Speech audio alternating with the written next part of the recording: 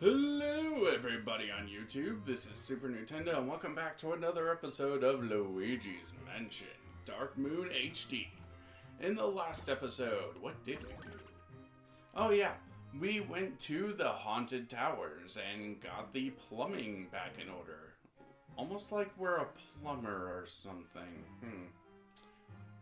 That can't be it. This time, we are going to go back into the Haunted Towers and do something involving a pinwheel game. Alright? Luigi. Excuse me. Luigi, want to hear the news about the Dark Moon piece? Well, the periscope was having a heck of a time trying to pinpoint its location. But then it hit me. I can analyze the Dark Moon pieces we already have to improve the precision. Naturally, I was right, and after a little tinkering, the periscope produced better results. Remember that gigantic tree? The Dark Moon piece seems to be somewhere up there. So, we know roughly where it is, but the hard part is getting there.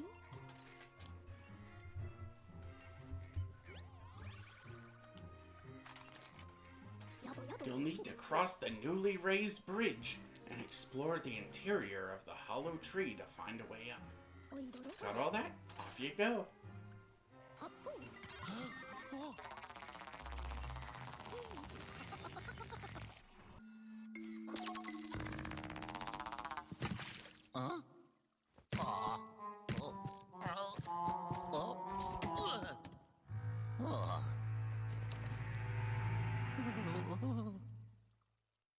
Something I like about this particular mansion in comparison to the some of the others that we will be seeing in this game, and yes, I do mean others, because at this point people have probably put together that for each piece we find there is one mansion. So yeah. But something I kind of like in this particular mansion compared to the others is this mansion has unique intros for almost every mission we do. And that's something that you really don't get with a lot of the other mansions, also.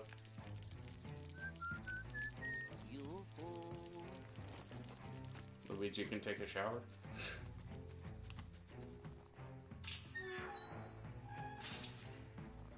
But it is just kind of something that I think is kind of a neat detail, honestly. I don't get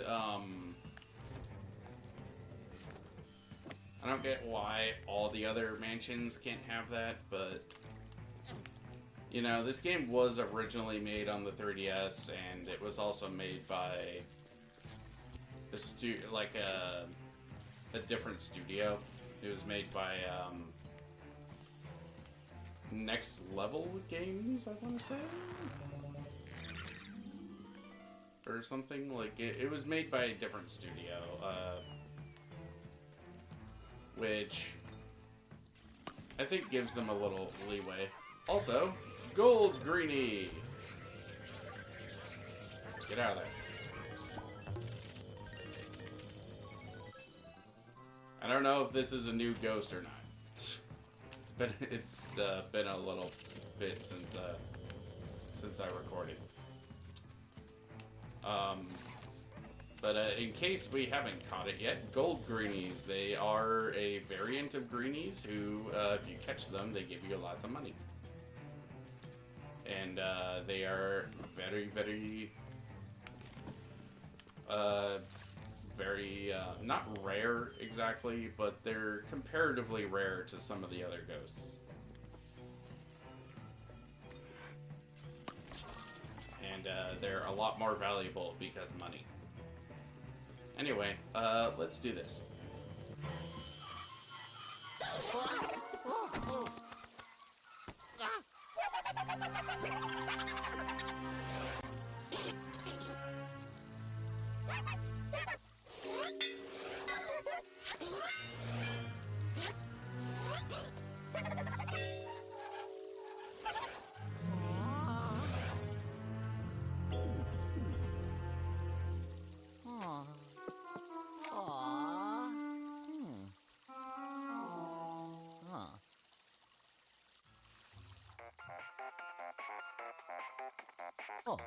Yellow.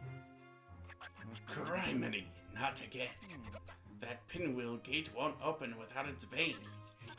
Do you see where those skinny ghosts went? Never mind, I'll use the periscope to find them. Hold on a sec. Checking my internet history. Checking my email. Checking Crunchyroll. To see if there's a second season of My Dress Up Darling out. God damn it, why isn't it out yet? Got him. Check your map.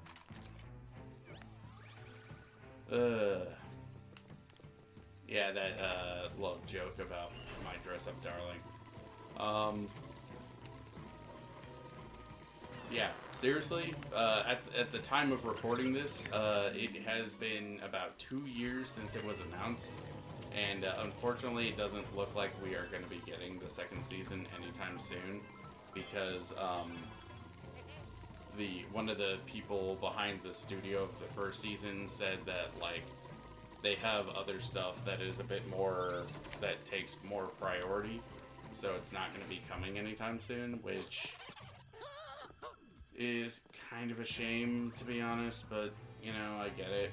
As long as it's still coming, you know, like I love My Dress Up Darling. It is such a good show, dude. It is such a great show. So great, actually, that I decided to pick up the manga. Like, for me, I don't...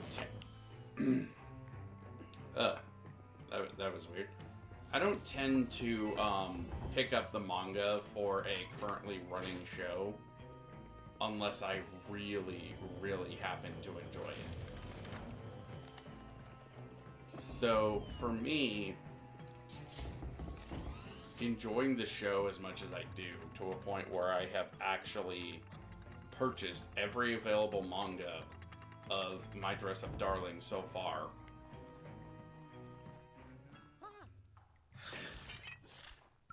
I think that says a lot to how much I enjoy it.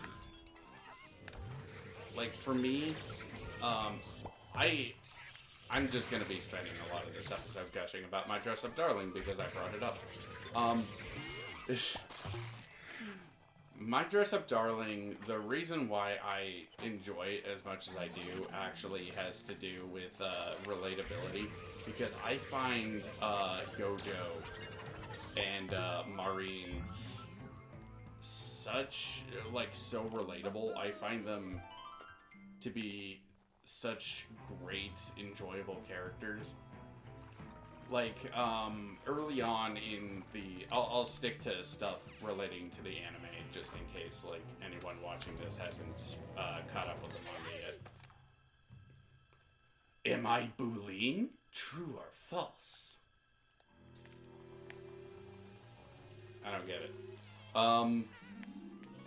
But there's this one point early on where Gojo is making an outfit for Marine, and he's sick, and he mentions something along the lines of, just because you love to do something doesn't mean that you do it well. And he's questioning whether or not he really has what it takes to be a doll maker, because that's what he wants to be. He wants to be a maker of Hina dolls. And I find that to be really relatable, because, like, I kind of find the same thing about, like, the whole Let's Play thing, honestly, my YouTube career and stuff like that.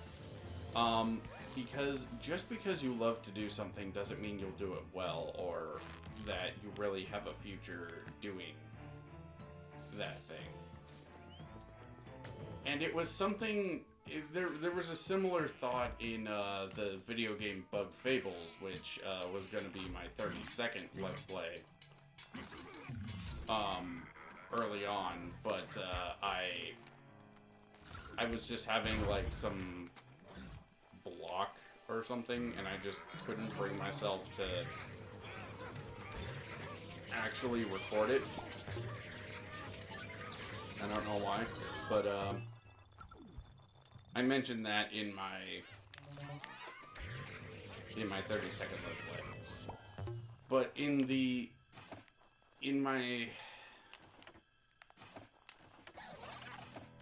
in Bug Fables, there's a character early on who you can talk to who has like this ocarina that she's playing with, and she really wants to be like a musical bard, essentially. She wants to play music and to be as famous as Mothika, I think. And like Vi says something at one point where she mentions like, oh, so what if like nobody, even if no one else likes your stuff, like is that really why you started doing this in the first place, or did you do it because you wanted to, because you enjoy playing music and all that other stuff? It's like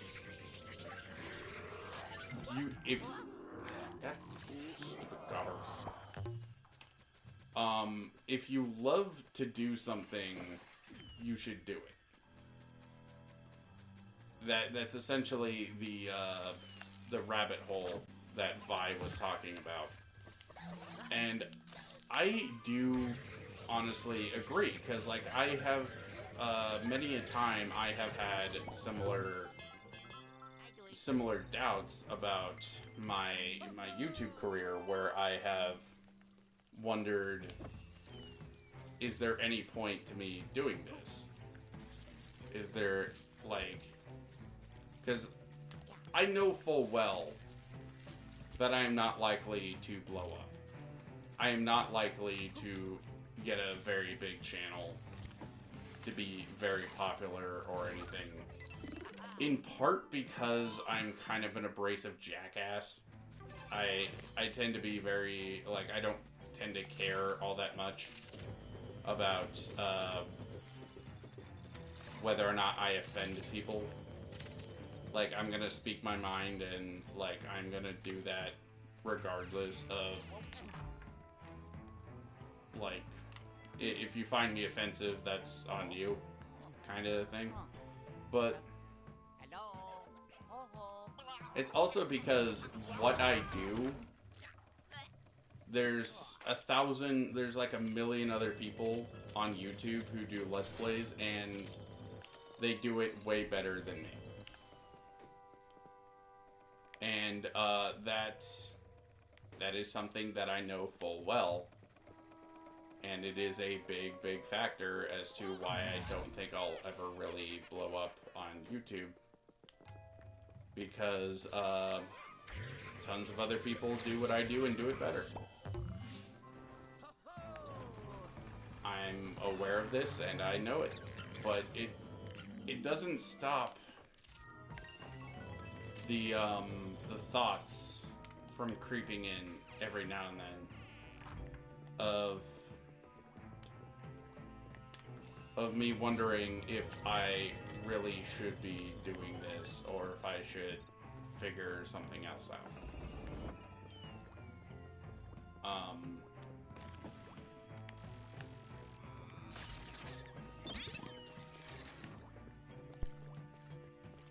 So, like, Gojo has, like, a similar thought, and I think he comes to the same type of conclusion that I always come to when it comes to this type of dilemma. That even if he doesn't do what he does very well, even if he doesn't do it well enough that he is able to actually do it as a profession, he still loves making Hina dolls. He still loves sewing the clothes and painting the faces and stuff, so he should continue doing it. that kind of idea of do what you love and the money will come. That type of idea. And same thing with Maureen. I find her to be really relatable too.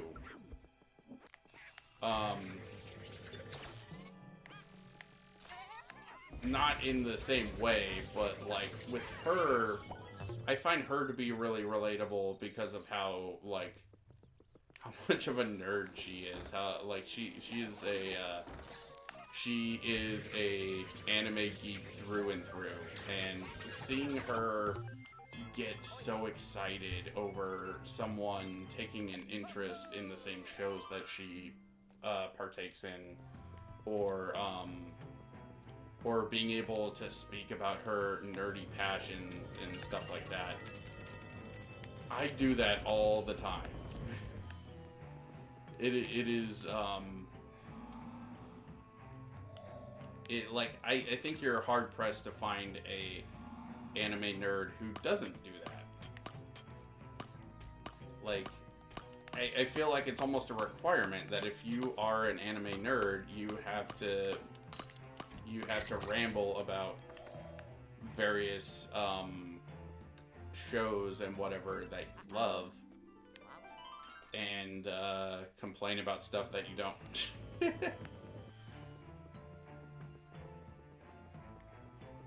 Like, I feel like it's almost a requirement. Stuff is so good.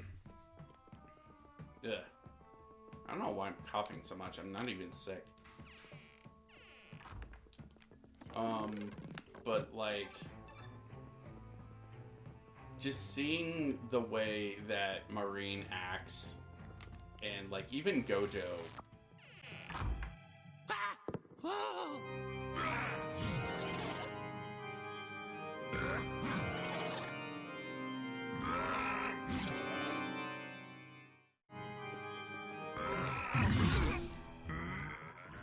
But just like seeing the way that Gojo and Maureen act, I find them both to be so relatable.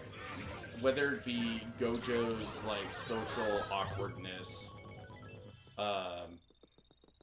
his passion for what he loves to do, taking up so much of his time that he hasn't even gone out to experience basic things that a lot of other people have.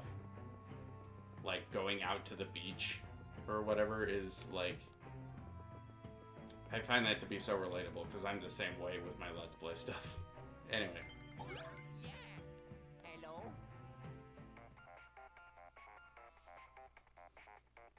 Oh, hello? Oops. Good job, Luigi. That was the last vein for the pinwheel gate. I'll bring you back so we can figure out how to reinstall them. I kind of forgot I was doing a Let's Play here for a second, so I forgot to read it. I did it. Alright. Did we get a gold ring? I did it. Yes, indeedly did we do.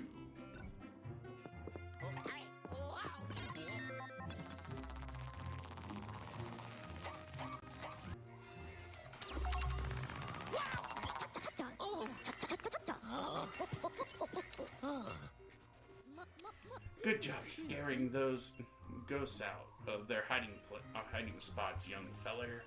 I cannot read. I'm a bit too old.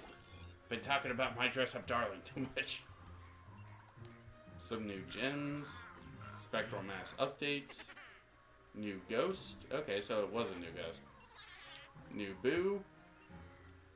And some more treasure.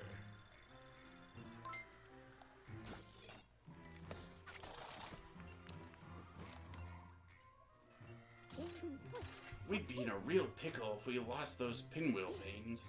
I'm sure I have something in my toolbox that we can use to put them back in place. I tell ya, you have a real knack for stirring up trouble, youngster. You haven't even reached the hollow tree, and the ghosts are already giving you a hard time. Stay strong, my boy. We'll have that dark moon back in the sky before you know it.